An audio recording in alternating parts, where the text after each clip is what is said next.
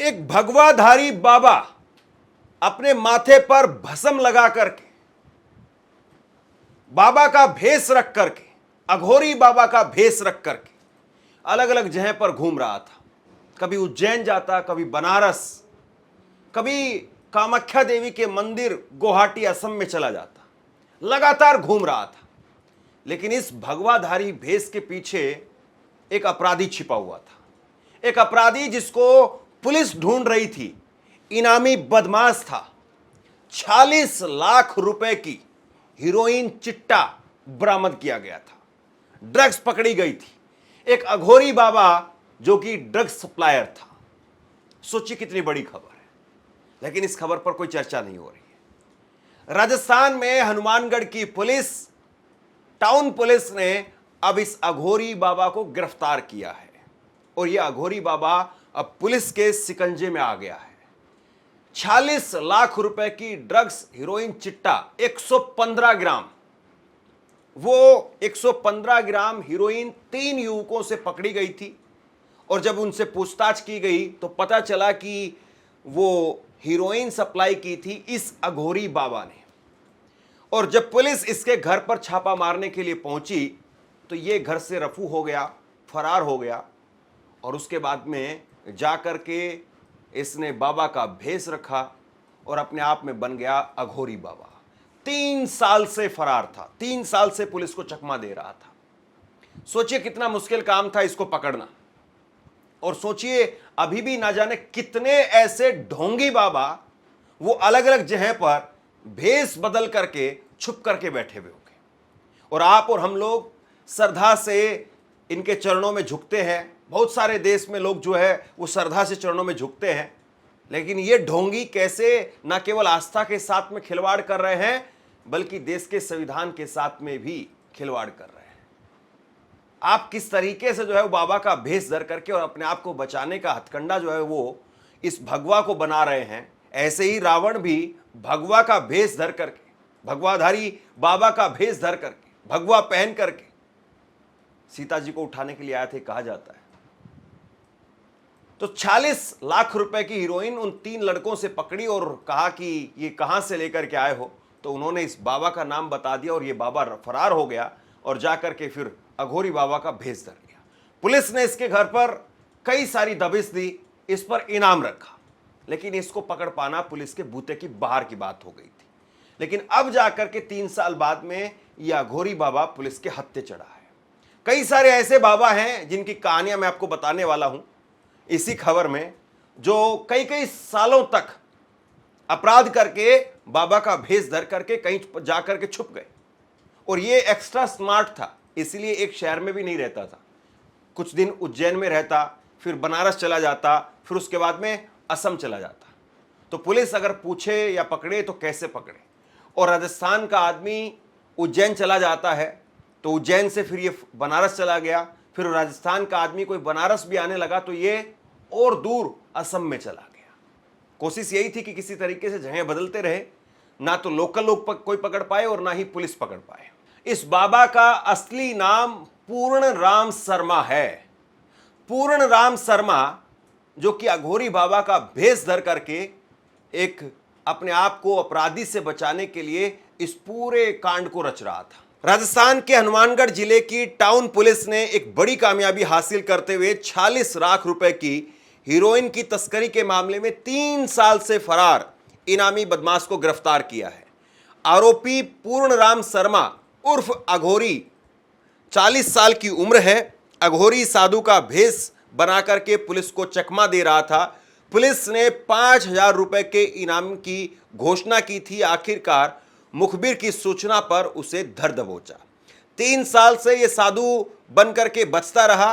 Police अधीक्षक हरिशंकर ने बताया कि मार्च 2023 में टाउन पुलिस ने 115 ग्राम हीरोइन चिट्टा के साथ में 3 आरोपियों नवीन, ताराचंद और सुरेंद्र उर्फ छिंदा को पकड़ा। पूछताछ में उन्होंने बताया कि यह मादक पदार्थ पूर्णराम शर्मा से खरीदा है। इसके बाद में पूर्णराम शर्मा फरार हो गया। पुलिस उसकी तलाशी में जुटी थी। उसने अपनी पहचान छिपाने के लिए अघोरी साधु का रूप धर लिया और देश के कई धार्मिक स्थानों पर छिपता रहा। कभी उज्जैन, कभी काशी, कभी गुवाहाटी में भेष बदल करके भागता रहा।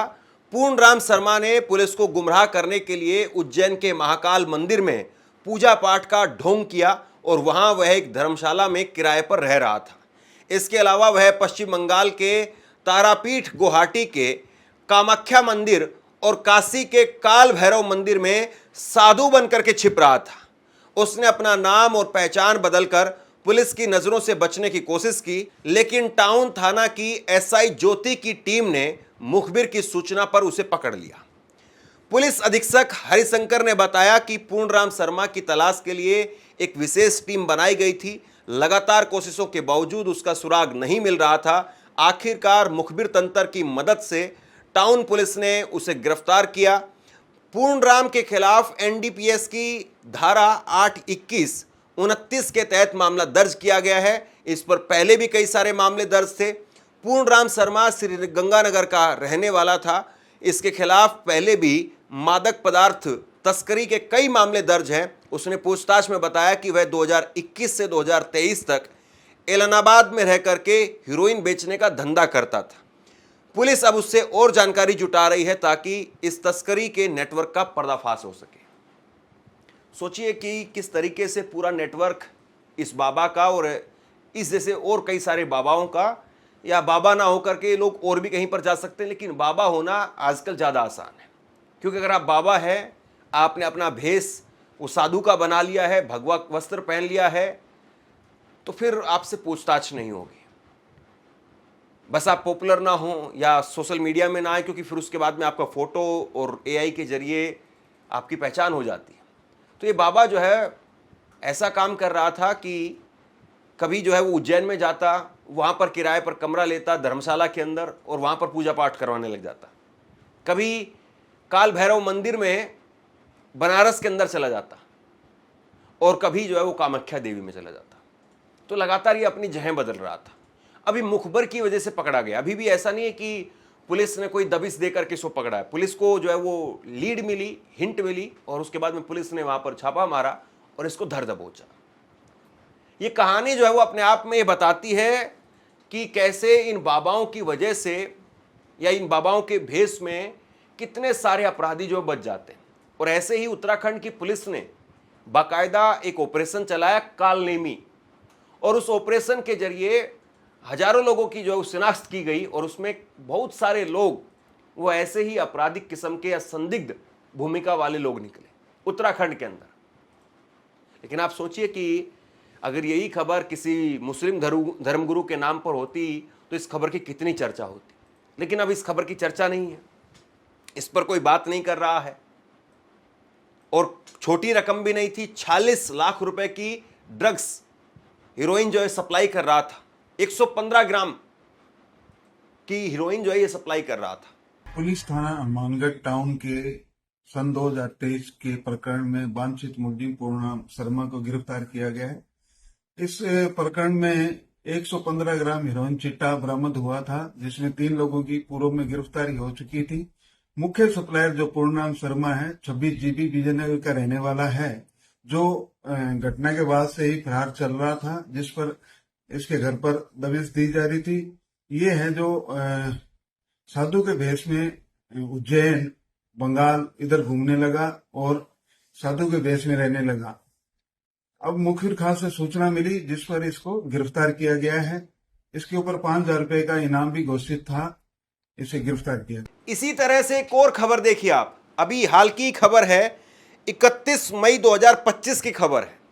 35 साल से एक शख्स मर्डर करके फरार चल रहा था। साधु का भेष रखे हुए था। करौली जिले के ढिंडोरा गांव का रहने वाला था रणवीर जाट, जो कि पिछले एक पुराने मामले में 35 साल से पुलिस से बचता रहा और आखिरकार करौली की पुलिस ने उत्तर प्रदेश के बरसाना से उसे गिरफ्तार किया। वह वहां पर रामकिशन दास जी नाम से एक साधु बनकर के रह रहा था। पुलिस के मुताबिक रणवीर जाट को 1989 में एक हत्या के मामले में गिरफ्तार किया गया था, लेकिन 1991 में उसे जमानत मिल गई थी। लेकिन जमानत पर छूटने के बाद में वह फरार हो गया, कभी कोर्ट में पेश नहीं हुआ। उसने अपना हुलिया बदल लिया और साधु का रूप धारण कर लिया। वह गोवर्धन, बरसाना, जूनागढ़, हिमाचल प्रदेश और हरियाणा जैसे धार्मिक स्थलों पर घूमता रहा और पुलिस से बचता रहा। इस दौरान उसने साधु के रूप में एक छोटी सी टोली बना ली जिसमें उसके करीब 25-30 शिष्य थे। कभी कभी वह अपने परिवार से मिलने जाता था। करौली एसपी ब्रजेश ज्योति उपाध्याय के निर्देश में हिंदौन सिटी सीओ गिरधर सिंह की अगुवाई में एक विशेष टीम बनाई गई और टीम ने बनारस, मथुरा, वृंदावन और बरसाना के कई मंदिरों में 5 दिनों तक खोजबीन की और अंत में उसे बरसाना के जल महल मंदिर से गिरफ्तार कर लिया। हत्या का मामला 22 मार्च 1989 का है। कोतवाली हिंदौन थाने में मानसिंह कुम्हार ने शिकायत दी थी कि उसके पिता राम भरोसी प्रजापत और छोटे भाई विजय सिंह पर रणवीर जाट और उसके साथियों ने सरकारी कुएं के विवाद में हमला कर दिया था और इसके बाद में आरोपियों ने उनके घर पर भी हमला किया था, जिसमें राम भरोसी को धारदार हथियार से गंभीर रूप से चोटें आई थी और अस्पताल ले जाते समय पर उनकी मौत हो गई थी। रणवीर को शुरुआत में गिरफ्तार किया गया था, लेकिन 1991 में जमानत मिलने के बाद वह फरार हो गया। कोर्ट ने 31 अक्टूबर 2017 को उसे दोषी ठहराते हुए आदेश भी जारी किया था, लेकिन तब तक वह हाजिर नहीं हुआ। हाल में ही पुलिस को सूचना मिली कि वह बरसाना के जल महल मंदिर में रह रहा है, जिसके बाद में उसे पकड़ लिया गया। अब कोर्ट में पेश करने के बाद में उसे न्यायिक हिरासत में भेज दिया गया है। तो ऐसे बाबाओं को पहचानना, पकड़ना बहुत मुश्किल होता है। और सबसे बड़ी बात तो यह है कि भारत में जिस तरीके का सिस्टम है, तंत्र है, कितने बाबा हैं ये भी स्पेसिफिक नहीं है। और इन बाबाओं के पास में आधार कार्ड, पैन कार्ड या जो जरूरी दस्तावेज हैं वो है भी या नहीं। ये वोट डालने के लिए भी नहीं जाते हैं। बहुत कम बाबा हैं जो अपनी सामाजिक जिम्मेदारी भी निभाते हैं, या बहुत कम बाबा ऐसे हैं जो ये कह सकते हैं कि पूरे डॉक्यूमेंट्स के साथ में टैक्स वगैरह भी देते हैं, क्योंकि बाबाओं को टैक्स की भी छूट होती है बहुत हद तक। तो ऐसे में बाबा की जो लाइन है वो इन अपराधियों को लगता है कि सबसे आसान है, सबसे सही है। ना इसमें कोई पूछताछ होगी तो फिर धर्म के नाम पर बवाल मचा देना, या फिर अगर कोई अधिकारी या कोई और मुस्लिम अगर निकल जाए तो फिर वहां पर दूसरा एंगल सेट कर देना। और ये इस तरह की कहानियां आपको ढेरों मिल जाएंगी। इसी तरीके से कुछ समय पहले एक आईआईटी बाबा, वो भी खूब मशहूर हुआ महाकुंभ के अंदर, और आईआईटी बाबा बाद में खूब चैनलों पर जाने लगा। फिर बाद में उसके वीडियोस निकल करके सामने आए कि वो तो ड्रग्स लेता है। उसके साथी बाबाओं ने कहा कि ये ड्रग्स लेता है, ये कोई बाबा नहीं है, ये तो घर से भाग करके जो है वो बाबा बन गया है। फिर बाद में कई सारे टीवी चैनल डिबेट में उसकी पिटाई हुई। फिर राजस्थान की पुलिस ने उसको ड्रग्स के लिए पकड़ा, फिर बाद में छोड़ दिया। तो ऐसे बाबाओं की कहानियां जो है वो बहुत सारी हैं, और इसीलिए उत्तराखंड की सरकार ने ऑपरेशन कालनेमी चलाया है। 13 जिले जिसमें 2448 लोगों की पहचान की गई, 140 ढोंगी बाबाओं को गिरफ्तार किया। उत्तराखंड में जारी ऑपरेशन कालनेमी के तहत राज्य के सभी 13 जिलों में अब तक कुल 2448 लोगों की पहचान की गई। इसमें 377 संदिग्धों की पहचान की गई। इसके अलावा भगवा चोले की आड़ में पहचान छिपाकर लोगों को ठगने पर 222 अभियुक्तों पर कार्रवाई की गई, जबकि 140 की गिरफ्तारी सुनिश्चित की गई। ऑपरेशन कालनेमी के तहत संवेदनशील इलाकों में पहचान पत्र, निवास प्रमाण पत्र और दस्तावेजों की भी गहन जांच की गई, ताकि कोई भी ढोंगी बच न पाए। ऑपरेशन कालनेमी अभियान में लगातार सड़कों, गली, मोहल्लों और गांवों में घूमने वाले बाबाओं और साधुओं से पूछताछ कर उनसे जरूरी दस्तावेज मांगे जा रहे हैं, और इसका मकसद है उत्तराखंड की शांति, सुरक्षा और संस्कृति की रक्षा करना। यह बहुत जरूरी चीज है, और उत्तराखंड पुलिस इसलिए कर रही क्योंकि उत्तराखंड में तो बाढ़ है। उत्तराखंड को कहा जाता है देवभूमि, और इसीलिए हरियाणा से बहुत सारे लोग अपराध करके वहां पर भाग जाते हैं।